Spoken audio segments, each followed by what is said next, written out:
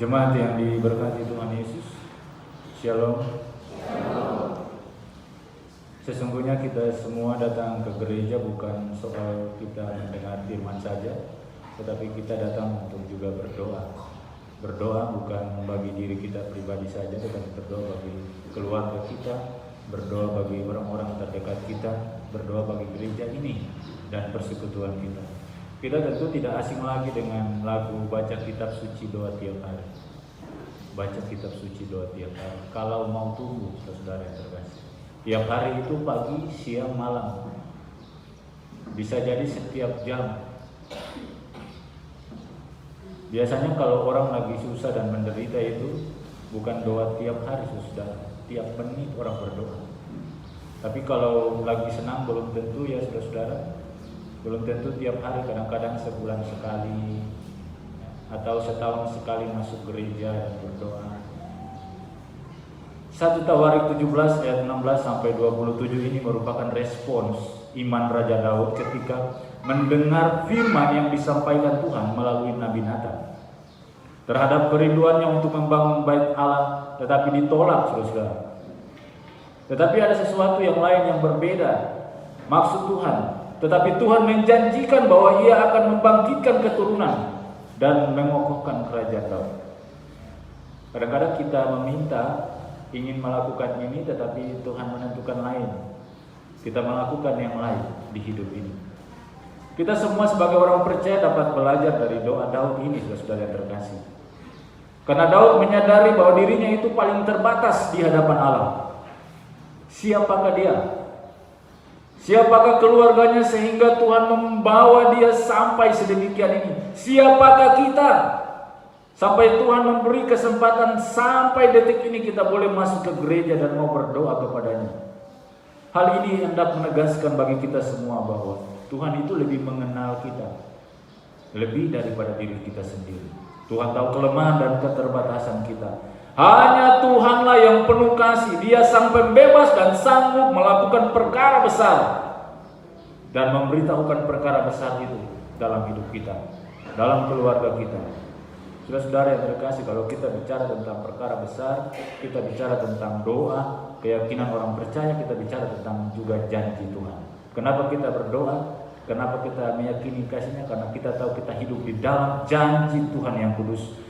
Janji untuk mengokohkan keturunan Daud. Janji itu juga untuk mengokohkan kehidupan keturunan kita. Bukan karena kehebatan Daud, bukan karena kehebatan kita, kepintaran, kedudukan kita, tetapi karena rencana dan kehendak Allah. Orang dapat saja menginginkan hal-hal yang hebat, yang besar, tetapi rencana manusia tetaplah rencana manusia, dan rencana Tuhan tetaplah rencana Tuhan. Karena itu banyak dari kita orang percaya itu menjadi tidak senang, tidak suka. Kita berdoa kita dapat ini saja. Kita berdoa sungguh-sungguh kita mau jadi ini dan itu kita tidak jadi, malah kita jadi yang lain. Jadi rencana Tuhan itu mengambil bagian dalam hidup kita. Itu tidak mudah, saudara-saudara yang terkasih.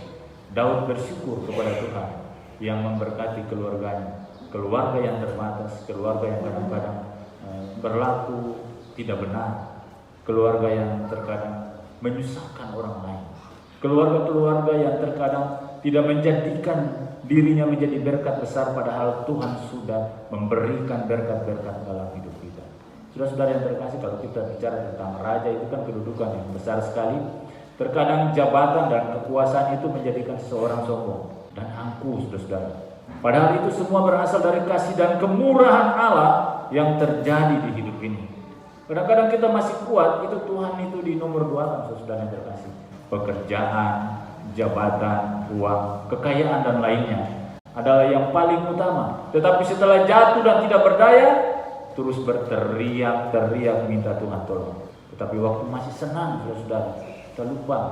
Mau ke gereja saya betara kerja, betara mau lihat kecil ada mau sekolah, mau pergi ibadah unit saya betara urusan ini karena ini yang paling penting. Itu sebenarnya cara-cara kita menomorduakan Tuhan di hidup ini. Tetapi saudara-saudara yang terkasih, janji Tuhan tetaplah janji Tuhan.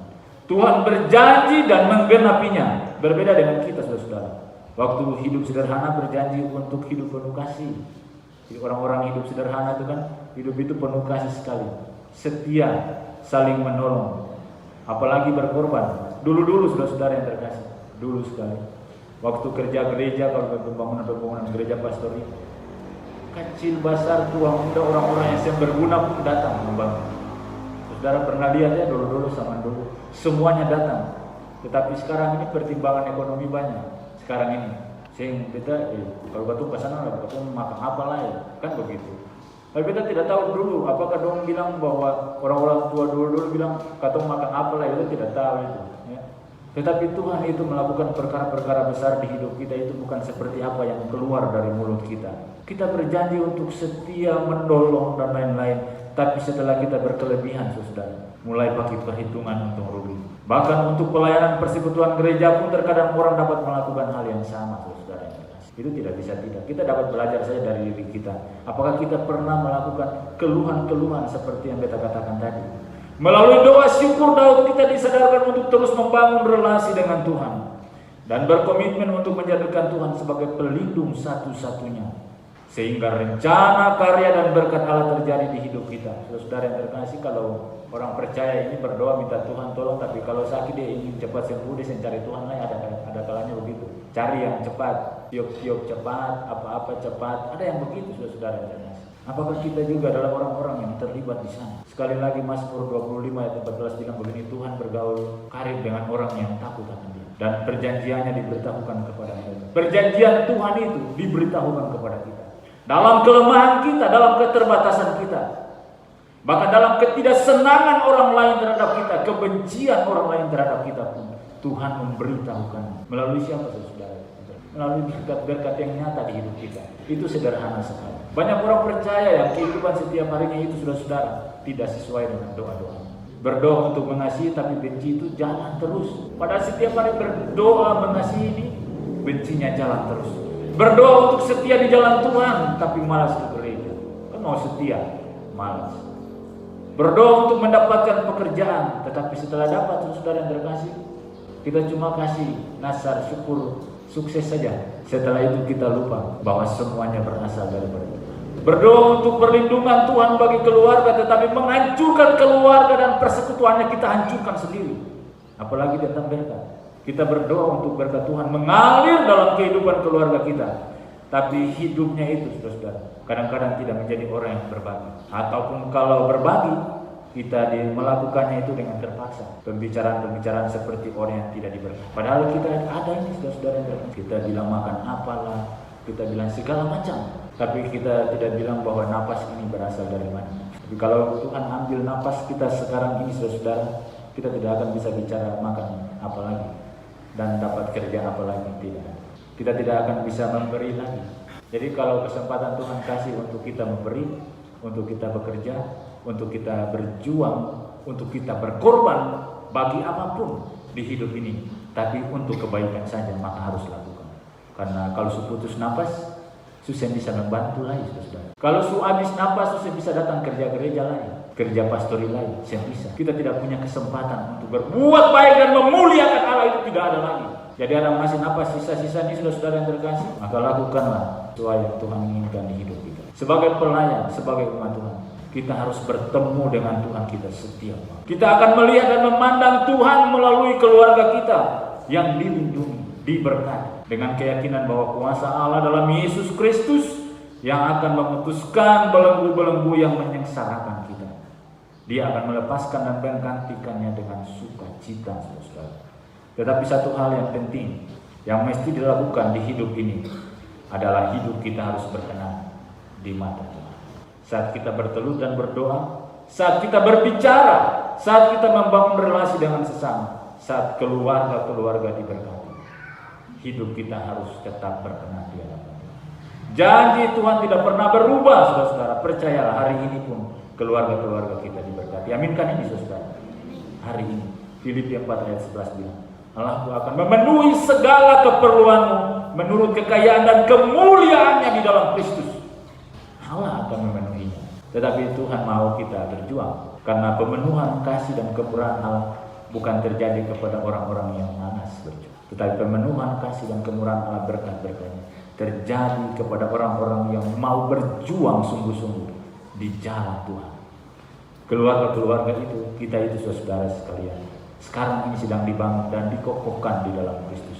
Pada saat saudara-saudara masuk ibadah dan berdoa, saat itulah kita sedang dikokohkan di dalam Kristus Yesus. Doa yang benar, bila dengan yakin didoakan, sangat besar kuasanya. Asal jangan kita berdoa karena kebutuhan. Saudara tahu kita berdoa karena kebutuhan, sakit baru berdoa. Kalau senang, lupa. Itu namanya doa karena kebutuhan. Tetapi doa itu adalah nafas hidup kita, jiwa kita. Doa itu adalah bagian daripada rencana-rencana Allah yang mengambil bagian dalam seluruh hidup kita, baik susah maupun senang. Doa mesti mengalir dalam hidup kita, menjadi contoh-contoh dan teladan yang baik kepada generasi anak-anak kita sekarang.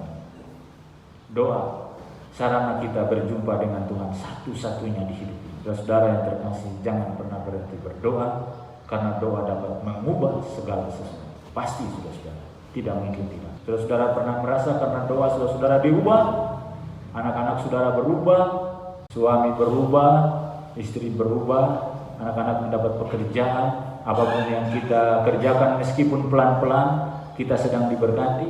Saudara pernah merasakannya? Maka tetaplah berdoa, saudara yang terkasih. Keajaiban dan mujizat Tuhan terjadi setiap hari. Baca kitab suci, doa tiap hari. Dan perubahan terjadi setiap saat dekat dengan Tuhan. Jangan merasa lelah untuk berdoa. Aminkan ini saudara. Maka kita akan diberkati.